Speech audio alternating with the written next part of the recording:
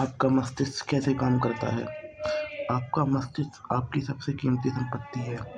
यह हमेशा आपके साथ है, लेकिन इसकी सबसे अद्भुत शक्तियाँ आपको तभी मिल पाएंगी जब आप इसका उपयोग करना सीख लेंगे। जैसा हम देख चुके हैं, आपके मस्तिष्क के दो स्तर हैं, चेतन या तार्किक स्तर, अवचेतन या तार्किक स्तर।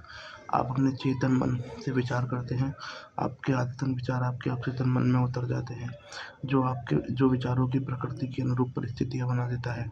आपका अवचेतन मन आपकी भावनाओं का स्थान है।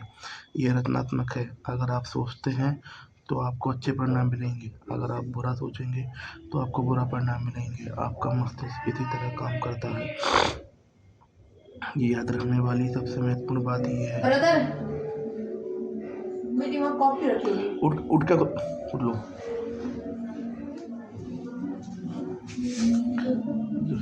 याद रखने वाली सबसे महत्वपूर्ण बात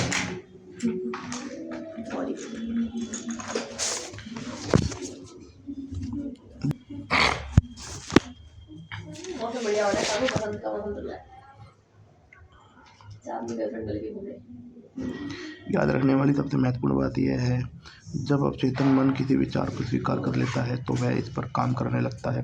आश्चर्यजनक और सूक्ष्म सत्य यह है कि अवचेतन मन का नियम अच्छे और दोनों बुरे तरह के विचारों पर समान रूप से काम करता है। अगर इस नियम का नकारात्मक प्रयोग किया जाए तो असफलता, कुंठा और दुख उत्पन्न करता है। दूसरी तरफ अगर आपकी आदतन सोच सद्भावनापूर्ण और सृजनात्मक है तो आपको आदर्श सफलता और समृद्धि मिलती है। जब आप सही तरीके से सोचने और महसूस करने लगते हैं तो आपको मानसिक शांति, स्वस्थ शरीर हमेशा मिलते हैं। आप मानसिक रूप से जिसे भी सच मानोगे, जिसका भी दावा करोगे, आपका अवचेतन मन इसे स्वीकार कर लेगा और उसे साकार कर देगा। आपको तो बस अपने अवचेतन मन से अपने विचार को स्वीकार भर करवाना है। इसके बाद अवचेतन मन का नियम आपकी मनचाही सेहत, शांति और समृद्धि उत्पन्न कर देगा। आप आदेश देते हैं और आपका अवचेतन मन उस पर छोड़ी गई वैचारिक छाप को साकार करने के लिए पूरी निष्ठा से काम करता है। आपके मस्तिष्क का नियम यह है, आपके अवचेतन मन की प्रतिक्रिया आपके चेतन मन में रखे प्रकृति से तय होती है। मनोवैज्ञानिक और मनोविश्लेषक बताते हैं, जब विचार आपके अवचेतन मन तक पहुंचते हैं तो मस्तिष्क की कोशिकाओं में उनकी छाप बन जाती है। जैसा कि आपका अवचेतन मन किसी विचार को स्वीकार कर लेता है, यह उसे साकार करने में तत्काल जुड़ जाता है। विचार के साहचर्य के अनुसार काम करके यह अपने लक्ष्य को साकार करने के लिए ज्ञान के हर उस हिस्से का इस्तेमाल करता है जो आपने ज़िंदगी भर इकट्ठा किया है। यह आपके भीतर की असीमित शक्ति, ऊर्जा और बुद्धि का इस्तेमाल करता है। परिणाम पाने के लिए यह प्रकृति के सभी नियमों का इस्तेमाल करता है। कई बार यह आपकी मुश्किलों का समाधान तत्काल कर लेता है, जबकि कई बार कई दिनों, कई सप्ताह या इससे भी ज़्यादा समय लगता है। इसके तरीके अबूझ हैं। चेतन अवचेतन मन में विभिन्नताएं। आपको याद रखना चाहिए कि चेतन अवचेतन मन मस्तिष्क दो मस्तिष्क नहीं, वे एक ही मस्तिष्क में होने वाली गतिविधियों के दो क्षेत्र हैं। आपका अवचेतन मन तार्किक मस्तिष्क है। यह मस्तिष्क का वह हिस्सा है जो विकल्प चुनता है।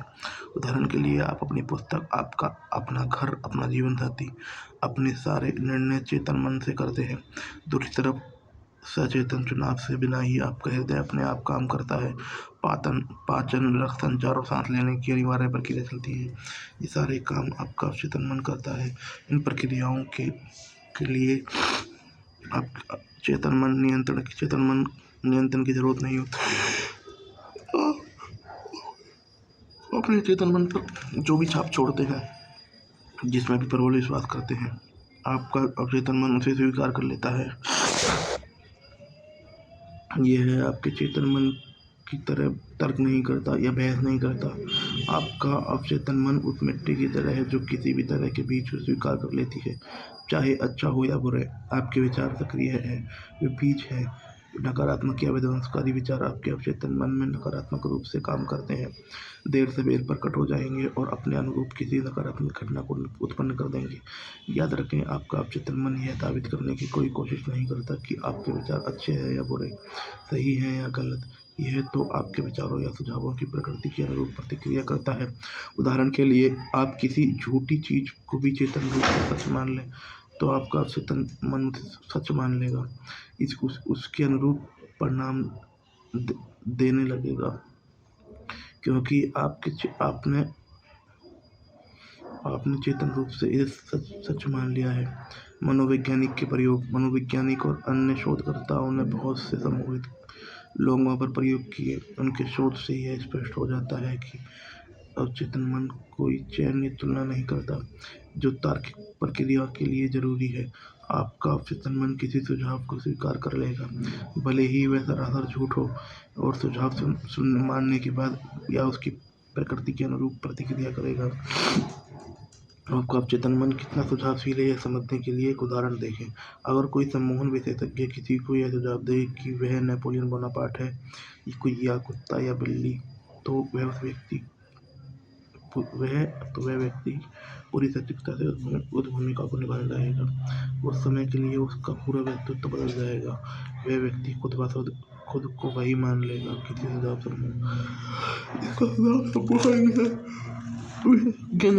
निपुण सम्मोहन विशेषज्ञ की अवस्था में अपने किसी विद्यार्थी को यह सुझाव दे सकता निपुण सम्मोहन विशेषज्ञ की अवस्था में अपने किसी विद्यार्थी को यह सुझाव दे सकता है कि वह अपनी पीठ को जाए। दूसरी को यह सुझाव दे सकता है कि उसकी नाक से खून बह रहा है। तीसरी को यह सुझाव दे सकता है कि वह मनोबल की मूर्ति है। चौथे को यह सुझाव दे सकता है कि तापमान शून्य से कम है और वह बर्फ की तरह जम गया है। हर विद्यार्थी उसके दिए विशिष्ट सुझावों के अनुरूप काम करेगा। वह उन सभी परिस्थितियों को नजरअंदाज कर देगा जो उस सम्मोहन के सुझाव के अनुरूप नहीं हो। यह आसान उदाहरण आपके चेतन मन या तार्किक मस्तिष्क और अवचेतन मन के अंतर को रेखांकित करते हैं। आपका अवचेतन मन भाववाचक और चयनहीन है। यह हर उस चीज को सच मान लेता है जिसे आपका चेतन मन सच मानता है। इसलिए महत्वपूर्ण यह है कि आप ऐसे विचार और आधार वाक्य चुनें जो आपको सुख पहुंचाए, आपका उपचार करे और आपकी आत्मा खुशी से भरे। यथार्थवादी और कल्पनावादी का स्पष्टीकरण। चेतन मन को कई बार यथार्थवादी मन कहा जाता है क्योंकि इसका संबंध भारी वस्तुओं से होता है। यथार्थवादी मन भारी दुनिया के प्रति जागरूक रहता है। इसके अवलोकन के साधन आपकी 5 शारीरिक इंद्रियां हैं। आपका यथार्थवादी मन आपके परिवेश से संपर्क या मार्गदर्शन और निर्देशन आप अपनी 5 इंद्रियों के जरिए ज्ञान हासिल करते हैं। आपका यथार्थवादी मन अवलोकन, अनुभव और शिक्षा से सीखता है। जैसे पहले बताया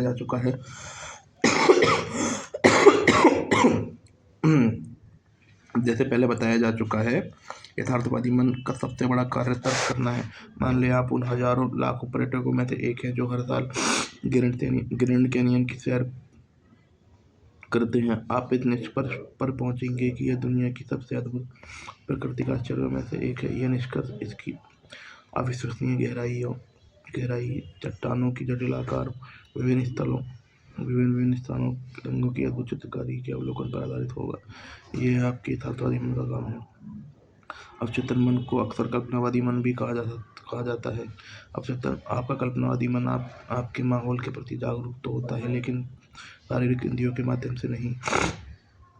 आपका अवचेतन मन अंतर्ज्ञान से महसूस करता है। यह आपकी भावनाओं का इस्तेमाल है और यादों का भंडार है। आपका कल्पनावादी मन अपने उच्चतम कार्य तब करता है जब आपकी यथार्थवादी इंद्रियां काम नहीं कर रही हो।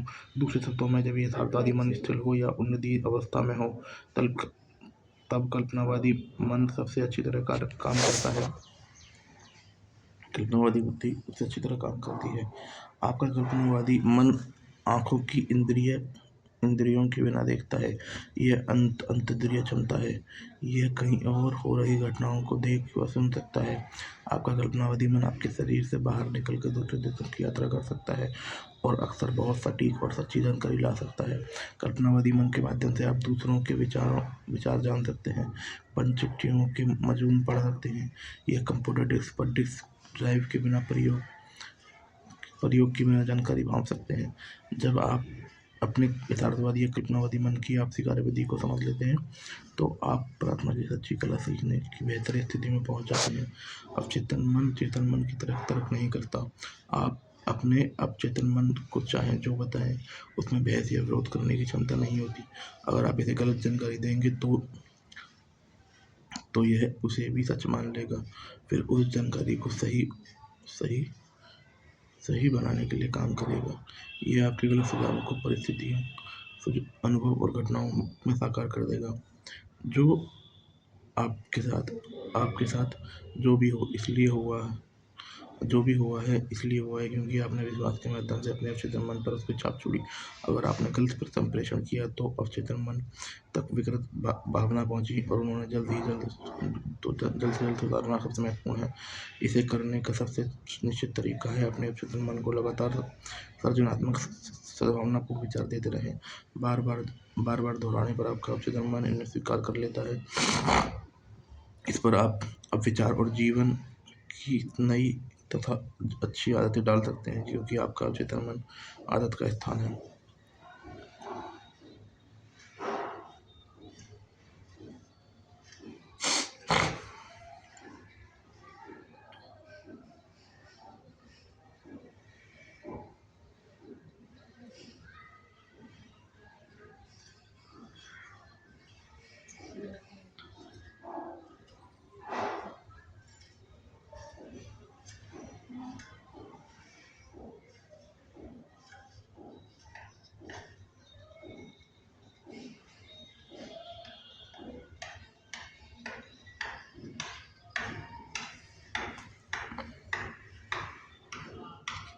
आपके चेतन मन के अद्यतन विचार आपके अवचेतन मन के गहरे खांचे बना लेते हैं।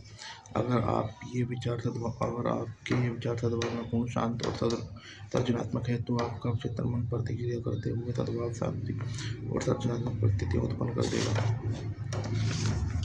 गलती अब मैं ठीक करूँगा। अगर आप डर, चिंता और अन्य प्रकार की विनाशक सोच के शिकार हैं, इलाज है अपने अवचेतन मन की शक्ति को पहचान कर उसे स्वतंत्रता, खुशी और संपूर्ण स्वास्थ्य का आदेश देना। आपका अवचेतन मन रचनात्मक और दैवीय स्रोत का एक रूप है। यह उस स्वतंत्र, खुशी और संपूर्ण स्वास्थ्य को उत्पन्न करने लगेगा जिसका आदेश आपने पूर्ण जवाब दिया है।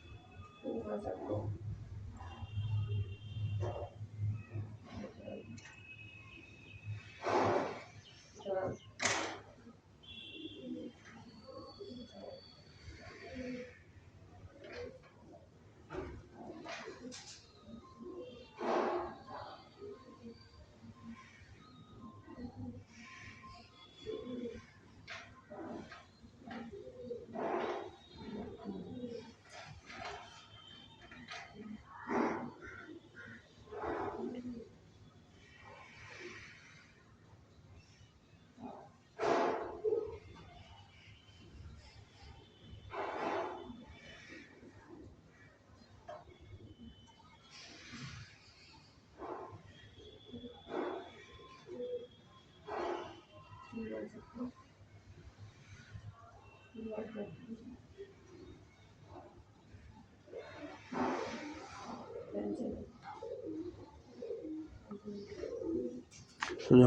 की ज़बरदस्त शक्ति। हमने अब तक जिन बातों पर विचार किया है उनसे आप देख सकते हैं कि आपका चेतन मन द्वारपाल की तरह है। इसका एक महत्वपूर्ण कार्य गलत सुझावों से आपके अवचेतन मन की रक्षा करना है। यह इसलिए महत्वपूर्ण है क्योंकि यह मस्तिष्क के मूलभूत नियमों पर आधारित है। आपका अवचेतन मन सुझाव के प्रति बेहद संवेदनशील है। जैसा आप जानते हैं, आपका अवचेतन मन तुलना या विरोध नहीं करता है। यह तर्क वितर्क नहीं करता है। यह खुद कुछ नहीं सोच सकता। यह सभी काम अवचेतन मन करता है। अवचेतन मन तो बस चेतन मन द्वारा इस पर छोड़ी गई छापों पर प्रतिक्रिया करता है। यह कार्य की अलग अलग दिशाओं में किसी एक को नहीं चुन सकता। इसे तो जो दिया जाता है उसे ले लेता है।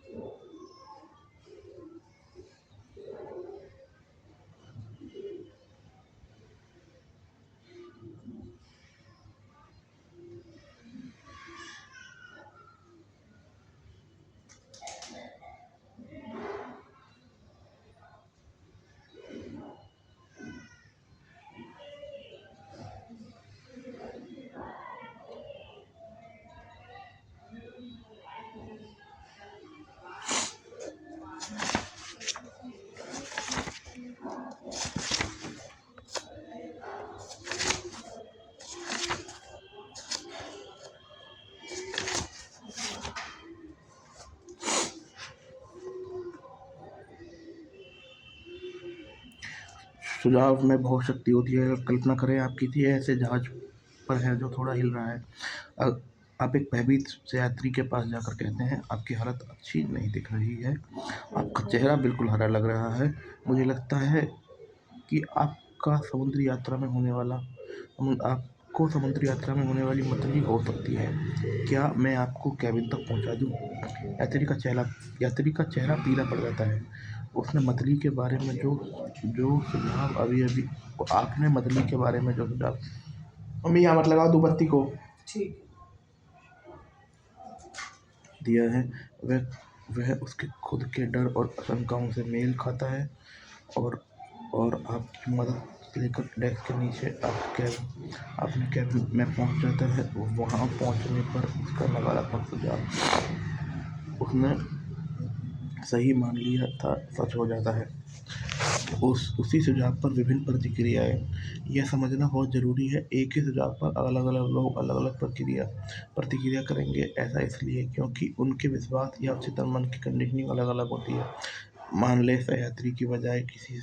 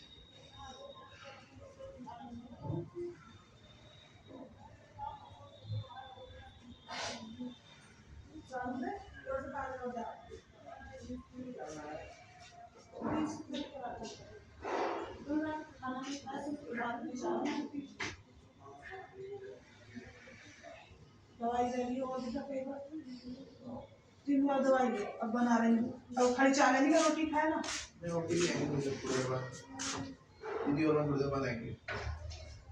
सब्जी क्या है कुछ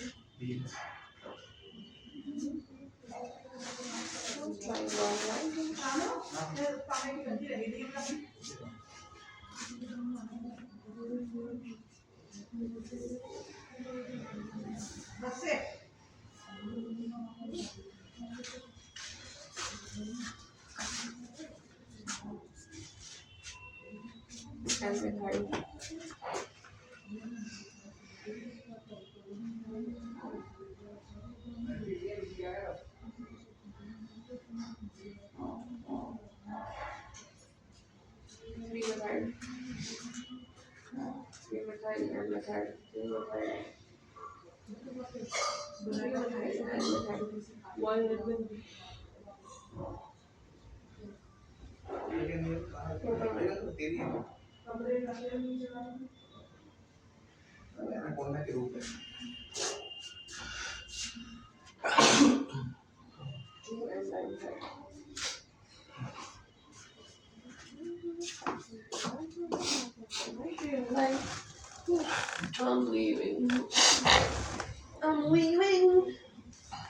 मान लीजिए सहयात्री की बजाय आप किसी जहाजी के पास जाकर ऐसा कहते हैं, हेलो, मुझे आपकी हालत ठीक नहीं दिख रही है, कहीं आपको समुद्री यात्रा के कारण मतली तो नहीं आने वाली? यह जहाजी के मिजाज पर निर्भर करता है, यह आप पे मिजाज पर निर्भर करता है कि आप क्या चाहते हो, कि वह आपके लचर मजाक पर हंसे या आपको दफ़ा होने को कह दे। आपके सुझाव का उस पर कोई असर नहीं होगा, क्योंकि उसके मन में यह विश्वास है कि समुद्री यात्रा में उसे कभी मतली नहीं हो सकती। इस कारण उसे जरा भी डर या चिंता महसूस नहीं होगी, उल्टे आत्मविश्वास सामने आ जाएगा।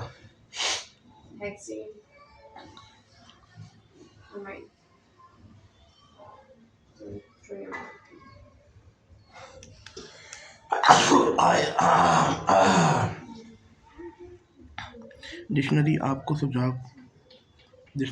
आपको बता देगी सुझाव सजेशन किसी चीज़ को किसी के मस्तिष्क में डालने का काम है। वह मानसिक प्रक्रिया है जिससे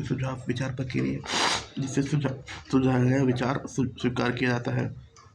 यह कार्यरत में परिणत होता है। याद रखें, कोई भी सुझाव चेतन मन की इच्छा के बिना अवचेतन मन पर छाप नहीं छोड़ सकता।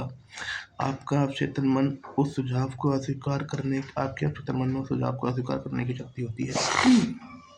जहाजी को समुद्री यात्रा के कारण मछली का कोई डर नहीं था। उसे पूरा भरोसा था कि वह इससे सुरक्षित है, इसलिए नकारात्मक सुझाव में उसे डराने की शक्ति नहीं थी। लेकिन आपके सहयात्री पहले से ही बीमार होने के बारे में चिंतित थी, इसलिए आपके सुझाव के अनुरूप परिस्थितियां बन गई। हम सब में अपने अंदरूनी डर मान्यताएं होती हैं। ये अंदरूनी डर मान्यताएं हमारे जीवन को नियंत्रित करती हैं। यह सुझाव में स्वयं की कोई शक्ति नहीं होती। इसकी इच्छा तो इस बात से उत्पन्न होती है कि आप इसके मानसिक रूप से स्वीकार कर लेते हैं।